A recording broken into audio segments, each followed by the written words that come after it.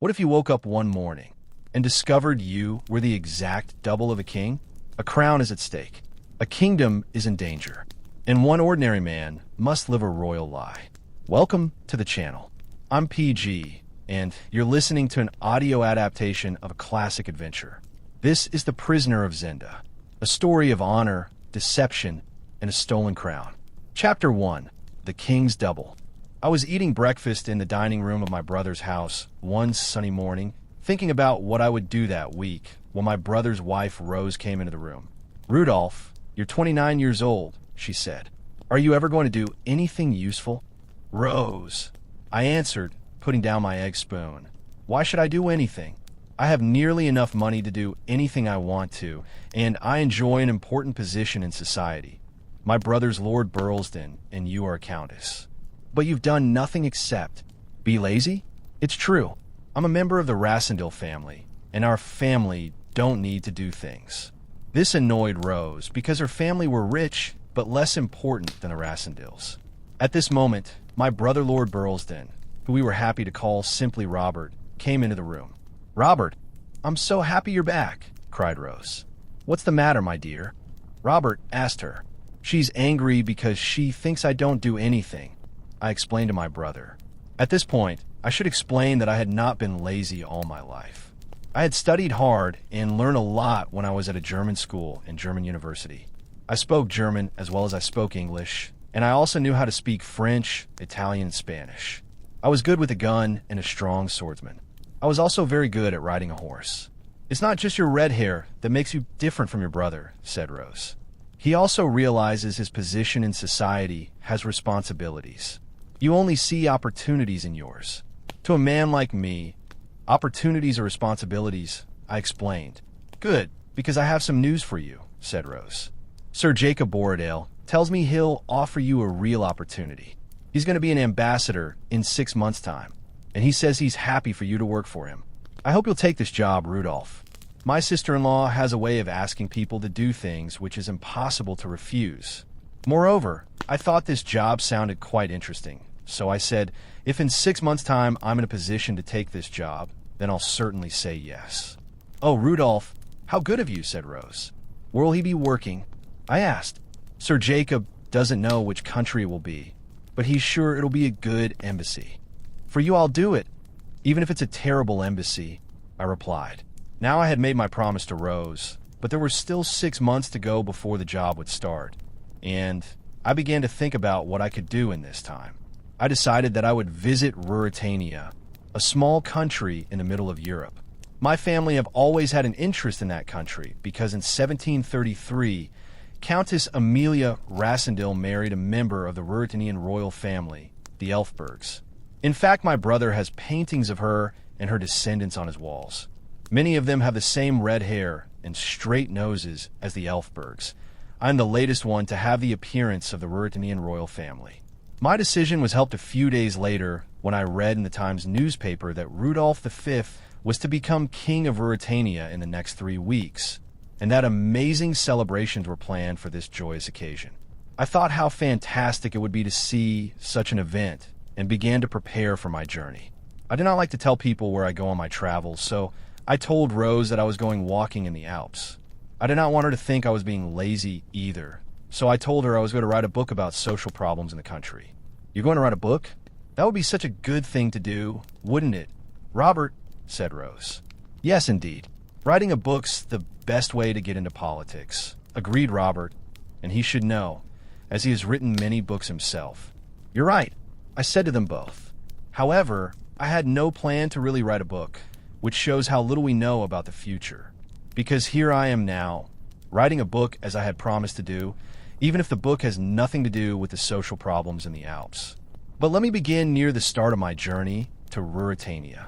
My Uncle William always said that no man should ever pass through Paris without spending 24 hours in the city. So I took his advice and booked a night at the Continental Hotel. As soon as I checked in, I called on some old friends that I knew in the French capital. George Featherly, who worked at the embassy, and Bertram Bertrand, who was now a famous journalist in the city. That evening, we all ate in a restaurant, and they told me all about the latest exciting events in Paris. We've had quite a few important people visiting the city recently, said Bertram. Anyone I know? I asked. Well, I met Antoinette de Malban today, Bertram replied. You probably heard of her. She's a lady who's well known for her wealth and ambition. But she's leaving Paris tomorrow. We don't know where she's going next. So why did she come to Paris? I asked. She was a guest of the Duke of Strelso, said George. I met him at the embassy yesterday. He's the half-brother to the king of Ruritania. People say he was his father's favorite son.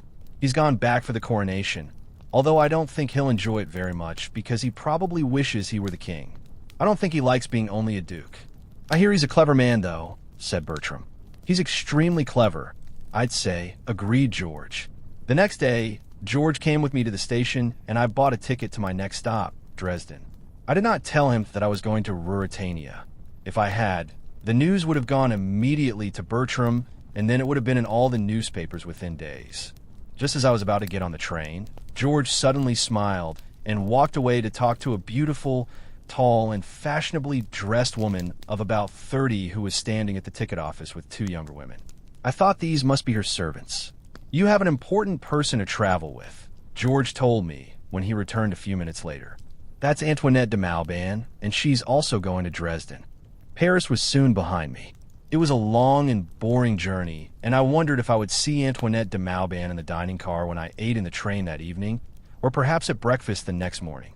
However, I did not see the lady again until the following day, when both she and I got on the next train from Dresden to Ruritania. She was further up the train, however, and did not see me. A few hours later, the train arrived at the Ruritanian border, where we stopped so the guards could check our passports. I was surprised when the guards stared at me and my passport for some time before letting me into the country. Once in Ruritania, I bought a newspaper and read that the king's coronation was to be in 2 days' time, which was much earlier than I had thought. The newspaper described the excitement in the country, and in particular the capital city, Strelso, where it said all the hotels were full with people who wanted to see the event. On reading this, I decided it would be best to stop at Zenda, a small town 80 kilometers from the capital and about 10 kilometers from the border. Here I could walk in the hills and see the town's famous castle. Then I could take the train for the day to Strelso to see the coronation. As I got off the train at Zenda, I saw Antoinette de Malban, who remained on the train for its journey to the capital, but she did not look at me. I was welcomed at the inn in Zenda by an old woman who ran it with her 2 daughters. She said she was not very interested in what happened in the capital, but she loved the Duke of Strelso, who she called Duke Michael. He was the man who was responsible for the land around Zenda and its castle. In fact, the hotel owner said she wished the Duke was the new king and not his brother. We all know Duke Michael, she explained. He's always lived in Ruritania, and he cares about the people, so people like him. As for the king, well, he's almost a stranger.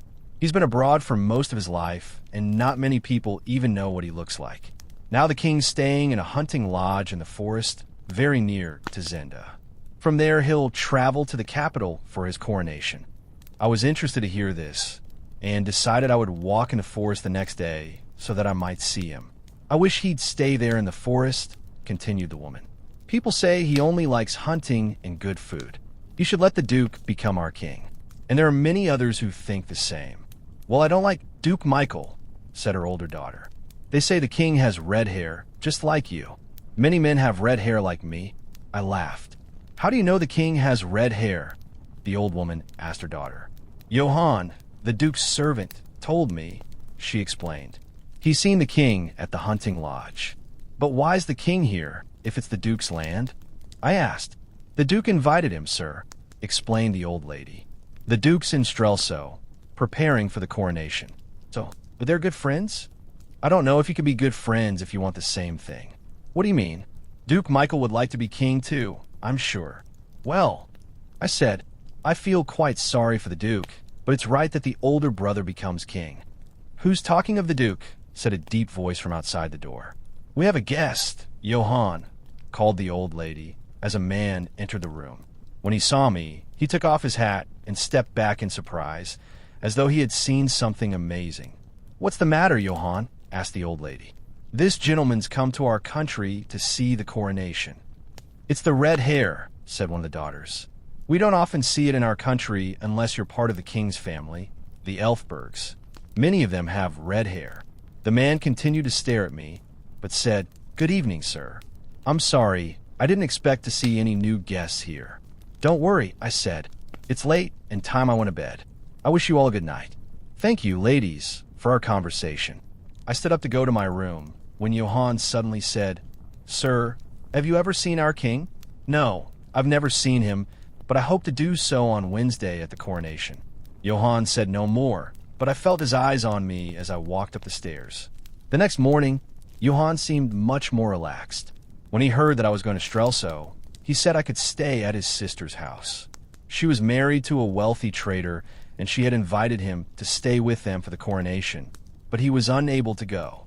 I was very happy to have this opportunity and accepted his offer, so he said he would contact his sister at once and tell her to expect me that day. I decided, however, that I still wanted to see the forest where the king was staying, so first I planned to walk for 16 kilometers through the forest to the next station along the line, where I could catch a train to the capital.